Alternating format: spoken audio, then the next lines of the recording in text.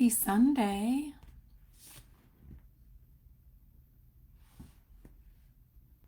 All right, we are live. Happy Sunday. I hope you guys had a great weekend. If you watch this live, give me a like or a heart or tell me you're here. If you watch the replay, comment replay so that I know. How was your week? What went well? What did you learn?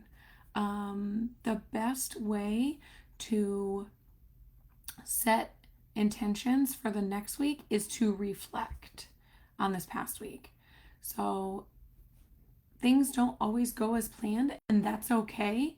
But what can we learn from it? So, what went well? Take the good, and then what maybe didn't go so well? Where did you get thrown off course? When did life happen? What, just take some time to reflect. And yeah. All right. So we're going to dive right in. I take that back. I want to give a shout out. I really love this group. You guys have no clue what this means to me. And so I appreciate you guys being here. Courtney did the 10,000 steps with me this week. I'm going to do some pop-up challenge stuff just to keep things fun and exciting. So I appreciate Courtney for doing that with me. My International Women's Day post, I love the pictures of Sam and Anne Marie and Mercedes, and just you girls, you're beautiful, and I love that you took the time to write what you loved about yourself. And because I don't think we do that enough. We don't give ourselves enough credit. We are always our worst critics, and we have to learn how to give ourselves compliments. We have to learn how to love ourselves. We have to learn how, because again, we are teaching our children. If we're constantly tearing ourselves down, they are going to learn that isn't how they are to talk about themselves. So we want to build ourselves up, and we want to love ourselves, and we want to work on the relationship we have with ourselves so that our kids know how to do that. So just a quick shout out. I really appreciate that. And I thought that was really cool that you guys took the time to do that. Sunday is the best time to plan out your week, and that is so important. To have a successful week is to take the time to plan. It doesn't have to be gobs of time. You don't need hours on end, but you do need to just take a little time just to have some space, just to say, okay, what did work last week? What went well?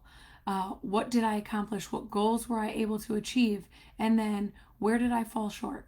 Where did I get, turned off track? What can I learn from this past week? We don't have to beat ourselves up over it. We don't have to say, oh, I failed here or I didn't do this, but why? Where did we go? Let's learn from it. Take these weeks and learning lessons from them so that we can then adjust accordingly. It's not, oh, well, I didn't do it. I'm just not going to do it. It's, okay, why? What do we need to adjust? Maybe we're setting too many goals and we're falling short. Maybe we're being unrealistic with how much we can actually tackle. So we could just use those to learn from. It doesn't have to be we failed miserably. It has to be what can we learn from that? Great week. Yay. My separation with sugar is going well. Awesome. I exceeded my step, closed all my rings. This week, be better with dinner planning. Awesome. Thank you for sharing.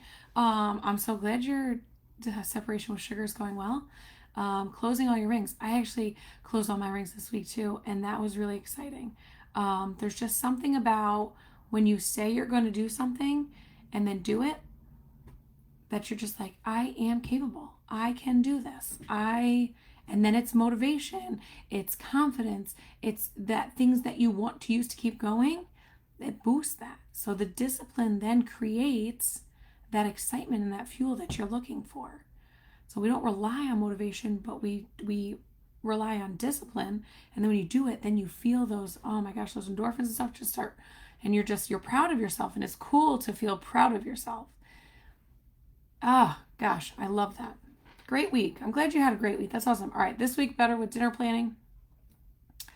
Again, it's, just correct. You learned from last week. Maybe dinner wasn't the best. Okay, how can we learn from and move forward, and what can you do differently to change that this week? How can that look different this week? All right, 7 steps to a successful week. Ooh, I love this. And I got so excited writing all this stuff down because it just works. And it's like when you can start to put these things together, it will help you be successful. Little things can change your life. It's not these big, huge things. It's little things that you can do that will change your whole week. It will change just the whole course. It doesn't have to be stressful. It doesn't have to be chaotic. It doesn't have to be running on E. You could do little things to help you thrive in your week. You don't have to just survive it. And I apologize. My voice is just, thank you. I love you. This stuff does make me giddy. I'm telling you, this is just, I love this stuff. I truly do. So thank you for being here, and thank you for loving my excitement energy. And I'm sorry about my voice. I need to go get it checked out because I don't know what's wrong with me. I feel fine. I'm fine. Just my voice is hoarse. Okay, create a plan. Cliche.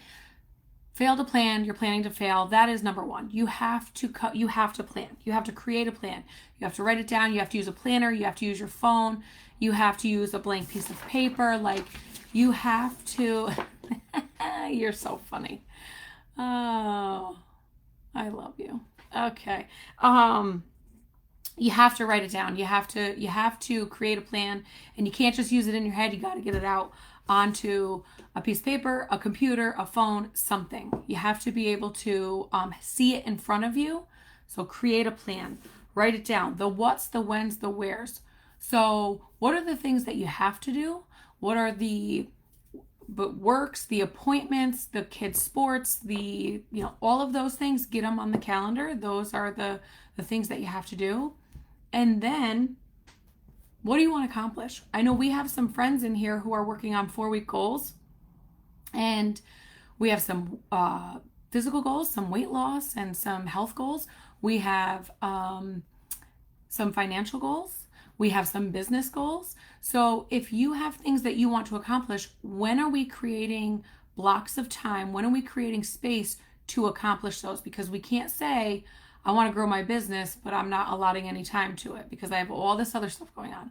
We can't say I want to lose 3 pounds this week, but I have all this stuff going on. I'm not making any room for moving my body. I'm not meal prepping. I'm just kind of eating on the fly. Your actions have to match your goals. They have to be parallel in order to achieve them. So once you get all the things on the calendar, the works, the stuff that has specific time periods, when are we creating time to get the other stuff done? The goals, the things, the tasks, the to-dos in order to achieve those goals. So we need to get those on the plan. All has to be scheduled in a part of the plan. Reflect and prioritize. So we just talked about what worked last week, what didn't work last week, and then prioritize this week. Okay, Michelle says she wants to be better at dinner planning this week, so she's going to create some time to make that a priority. She's going to prioritize spending some time deciding, what is she having for dinner this week? What days is she late? What days does she have things going on? So that she can then tackle that. Because just saying, I want to be better at dinner planning this week, but then not following through with creating space to be able to do that, it's not aligning. Then you'll be in the same position next week. So reflect and prioritize. Take what worked last week, add it in. What didn't work, learn from it and tweak it for this week. And prioritize what is important to you this week. What is the things that you have to get done? What are the things that you want to get done? If your health goals are your priority, then we have to get movement. That has to be a priority. That has to be on the schedule. Your meal planning or prepping or making sure that you have healthy meals. Your water, making sure you have your water jug or cup with you every day. Those type of prioritize what is your goal for the week. What are you working on? Break it down. So we've talked about breaking down goals before when we talked about my 4-week push friends. You have a broad goal, but then we need to break it down into to-dos daily tasks that add up to the big ones. Your weeks are the same thing. Here's what I have to do, but how can I break that down into what are your daily tasks? What are you getting done and when?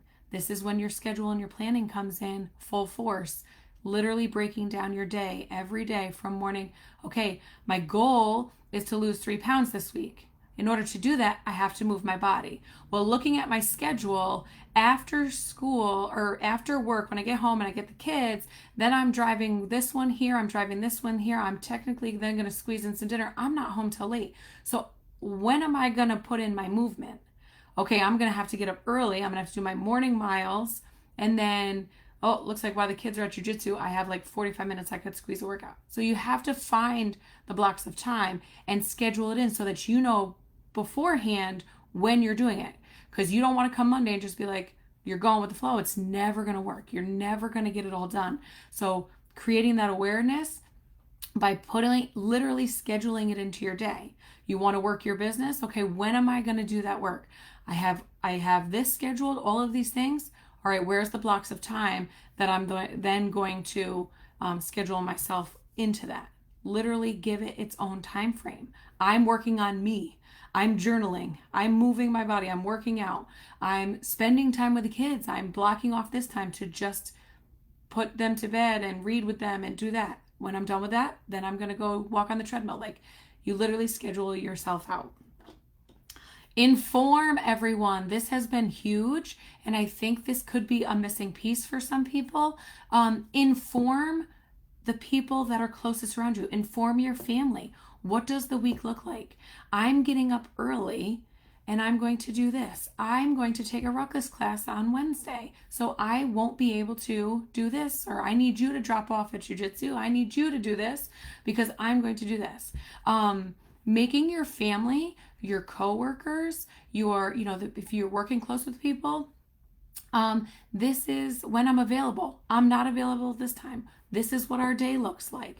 Your spouse or your husband, this is what our week looks like. I need your help here. I am doing this, come together and talk about it, because I think sometimes we get so focused on what we're doing, and we are kind of the coordinators of chaos, right, Michelle? We are the ones who control all of the schedule and what is going on, and then sometimes we can, get annoyed if we don't have help, or if somebody's not reading our mind and saying, wait, I'm supposed to do this. Wait, you're supposed to be here. Sitting, get a calendar, share a calendar, have some time to just say, this is what I include the kids at this point. My kids are a little bit older now, where I can say, this is what our week's going to look like. Tomorrow we have this. Mommy's doing this. I'm going to work out then.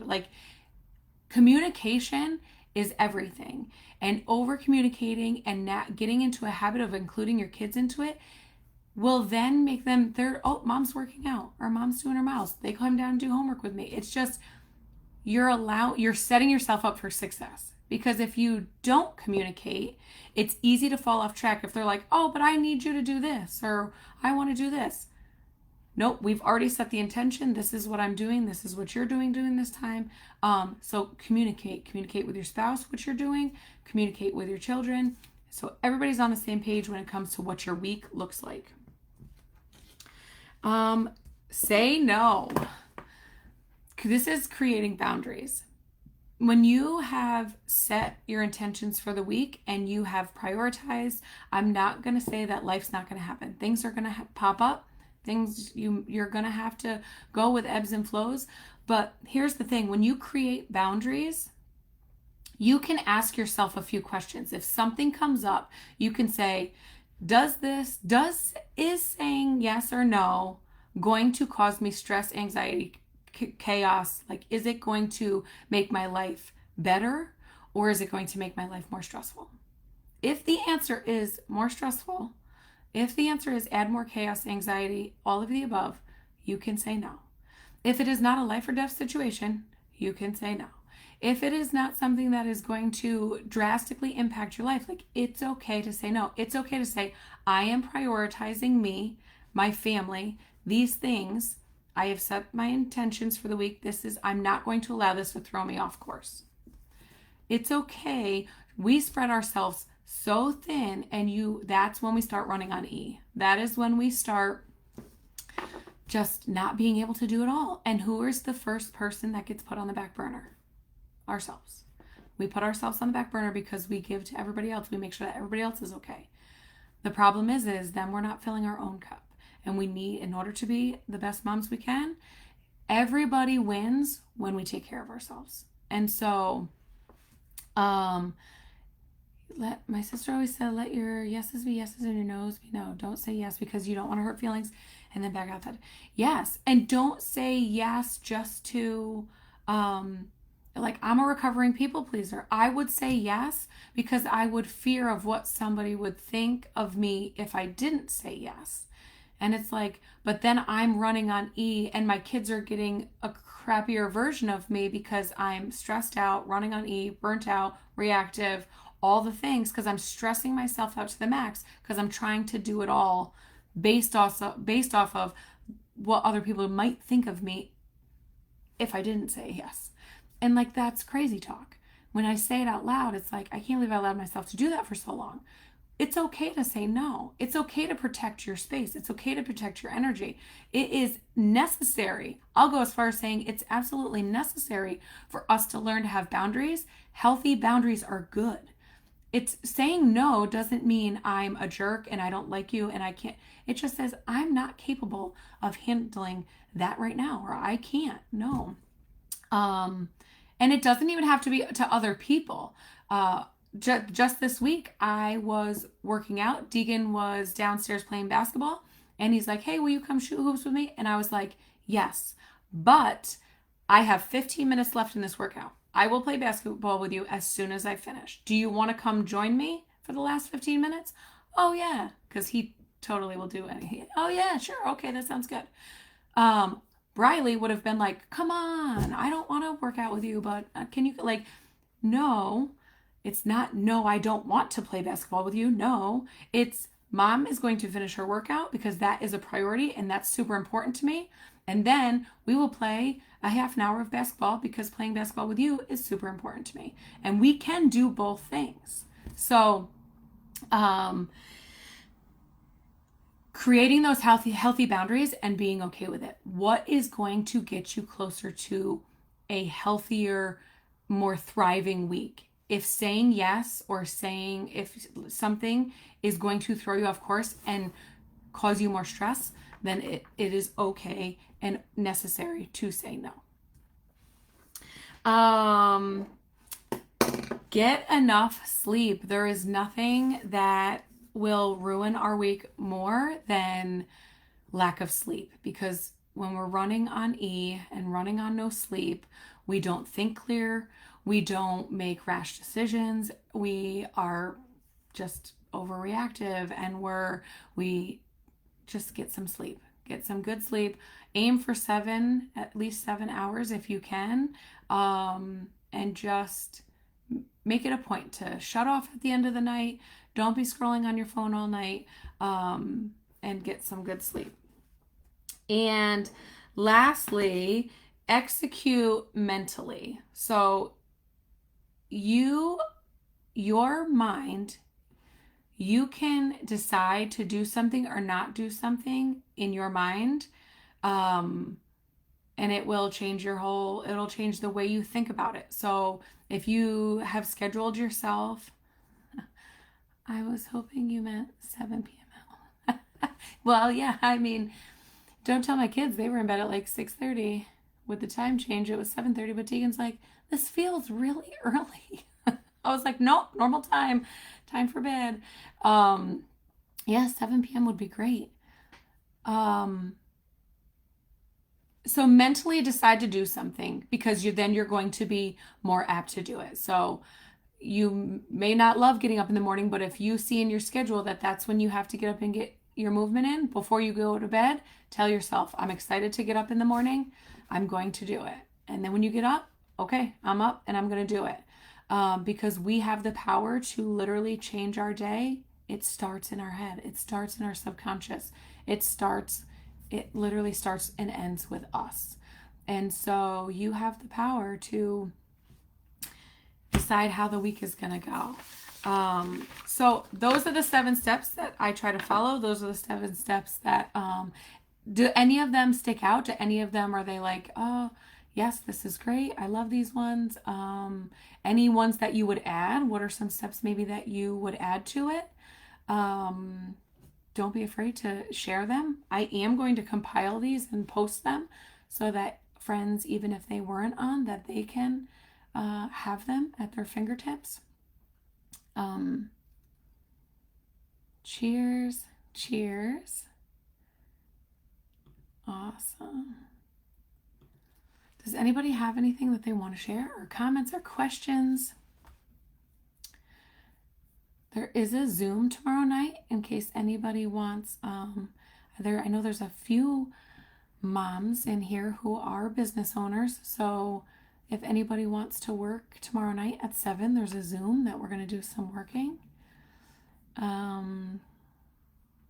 Yeah. All right. Well, I hope that you guys have a great night and a great week.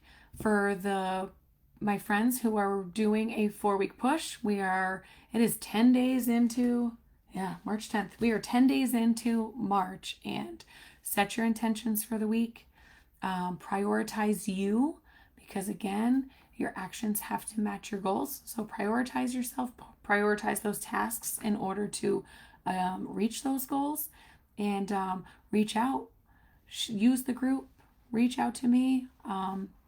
If you have any questions, if you need anything, that's what we're here for. Yes, and it's Donna's birthday week. Oh my God, I can't wait to make candles. It's gonna be fun. Well, thanks for joining me. I love you guys, and I will talk to you soon.